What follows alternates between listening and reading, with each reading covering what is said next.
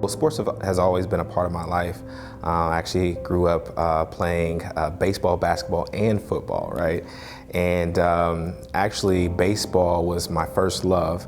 And then I just really developed an interest in basketball and football because it just seemed more exciting for some reason, right? No offense to those that might like baseball more, but I had an opportunity to really engage with basketball and football. And what I realized was, although I had more interest in basketball, I just had a very, very natural disposition on the football field. I've been playing soccer ever since I was like 4, I would say.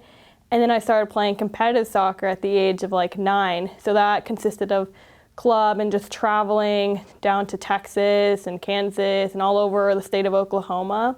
From a young age, I was homeschooled back in the day, so please don't judge me too much.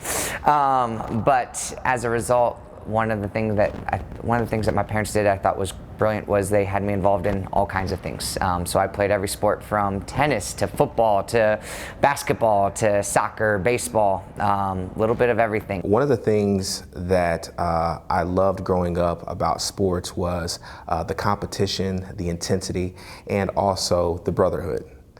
For me, I'm the only child, and so sports gave me an opportunity to have brothers when I didn't have any. When we think about our identity, so much of that can be drawn from our performance. We live in a culture that's very performance-oriented. We are constantly having to produce. I think that happens oftentimes we're socialized from very young ages. We praise children for their performance, and that's not all bad. But too often I think it's outcome oriented.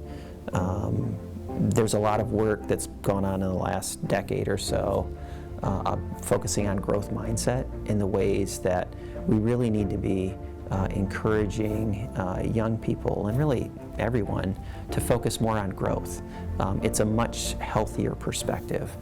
I learned a whole lot of life skills, to be honest, from sports. I think one of the most important ones is just communication. You have to be able to communicate with your coach. That's someone like kind of superior to you in a sense. A great thing about sport is it teaches you how to work with groups, work with people.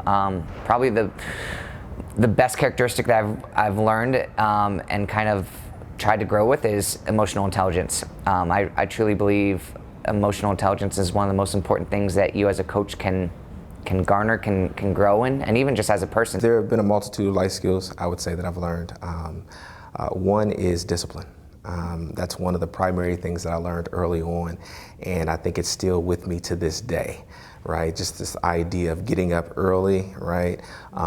Working out, studying, preparing, making sure you're ready for the moment, making sure that if there's anything that you're unfamiliar with, that you familiarize yourself with those things. I think sports play an important role in the formation of character, especially under the right conditions. I think we've all had experiences maybe with coaches who really helped draw out the best in us and helped us become more than we were at the start of the season. And unfortunately, maybe we've also had experiences sometimes when maybe that hasn't been the case. We've not been formed in the ways that we maybe could have been. When it comes to young people, oftentimes they're trying to figure out who they are within society. And sometimes trying to figure out who you are means gaining confidence. And I think sports is one of the primary ways that you could really gain confidence in who you are.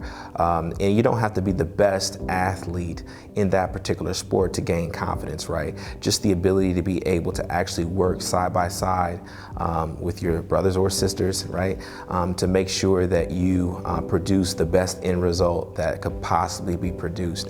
I think that in and of itself gives young people a lot of confidence and clarity as it relates to who they are and the contribution that they could have within society.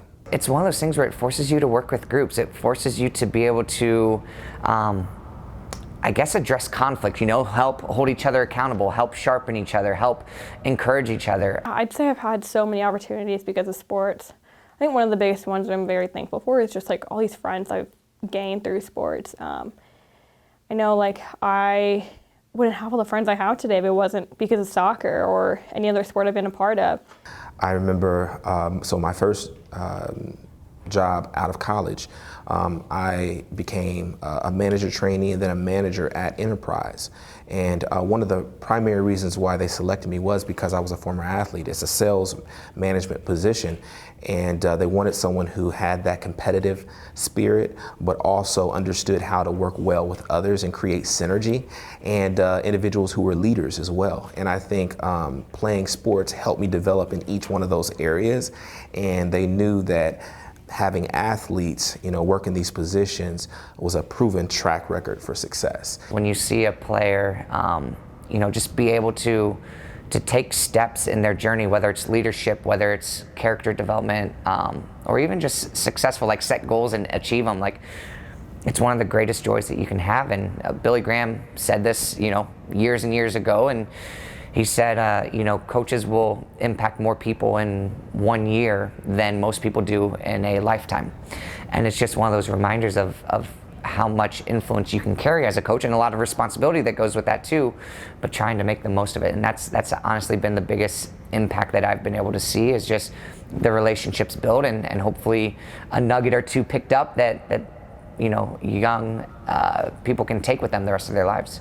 I think finding our identity it's a process, and sports, academics, relationships, they're helping to form that. But of course, it's easy sometimes, especially if we're spending a lot of time in one context, like a sport, to overinvest in that particular identity. And so figuring out how do I fully immerse myself in this experience without letting it begin to define me.